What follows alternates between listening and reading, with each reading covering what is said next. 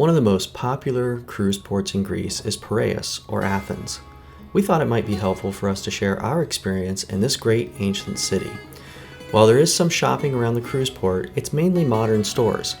If you have never been here, you should really go visit some of the more historic sites. We were able to do a half-day tour that encompassed many of the most popular sites and hope this video helps you decide what to do if you get the chance to visit. Our first stop was the site of the original Olympic Stadium. This has been rebuilt twice. The original was built around 330 BC. The Romans then rebuilt it around 143 AD, and the current structure was built for the 1896 Olympics. The same marble that was used to construct the Parthenon was used here. Our second stop was the famous Acropolis with the iconic Parthenon. We were here in June, and it was hot. You should be aware that in order to get up to the Parthenon, you will need to walk a number of stairs. Some of them are spread out and not too steep, and in certain spots there are elevators, but the elevator was not working the day we were there. As you get closer to the entrance, the stairs become pretty steep. Once you get up to the top, the pathways are very rocky, so if you have accessibility issues, you may want to admire this from afar. A few things really blew me away when I was up there. The first was not a positive. It was how crowded it was.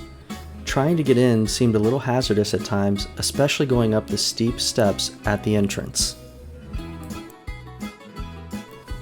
The second thing was the size of the columns. Wow, how did they build them? How did they get them up there to the top of the hill? I'm sure I'm not the first person to ponder this, nor the last, and archaeologists probably have an explanation, but still awe-inspiring. Being on top of the hill, you have wonderful panoramas of the city and can get an appreciation for just how big the city of Athens is. It's a city of about 3 million people, and you can really get an idea of how densely packed they are, yet how spread out the city actually is.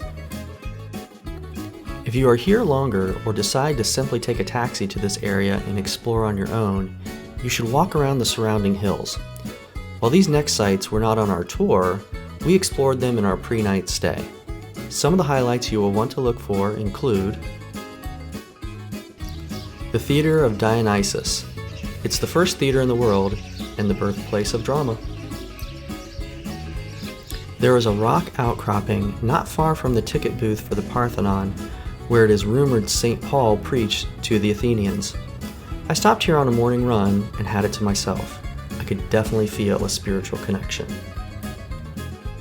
You may remember from history class, the philosopher Socrates was put on trial for corrupting the youth of Athens. His prison cell is not far from the parking lot on the hill opposite the one the Parthenon sits on. It is very easy to find as there are lots of signs.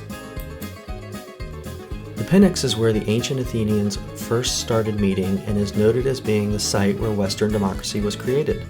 It's a bit of a walk to get to, but you will have some great views of the Acropolis from here. There are multiple other monuments to see in this area. There's also a beautiful small church, ancient Roman ruins, and many more fascinating points of interest. One tip for you when you are booking tours. Not all of the tour guides are licensed to actually go into the Parthenon.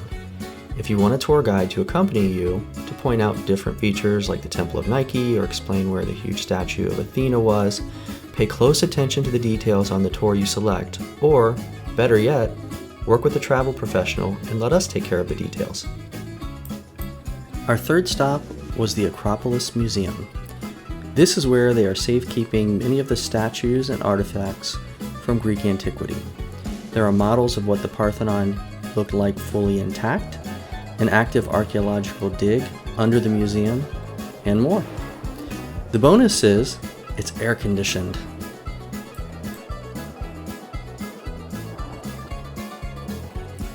We felt like this was a good tour for us. It hit the highlights of what we wanted to see. There's obviously a lot more to the city, but if you only have one shot, you probably want to see the most famous sites. Around the Acropolis, there are a lot of shops and restaurants. We also had fun exploring.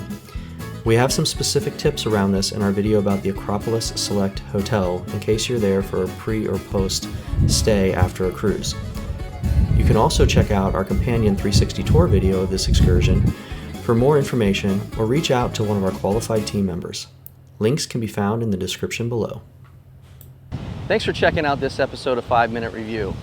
Did you know that we don't charge our customers planning fees? And in fact, in many instances, we get our customers better deals than they can get going direct. So if you're ready to travel and you're not already working with a travel professional, consider giving our team an opportunity to help you plan your next great adventure. And if you're enjoying our videos, please give us a like below, or better yet, subscribe to our channel so you can stay up with all the latest and greatest content. Until we see you again, travel and be well.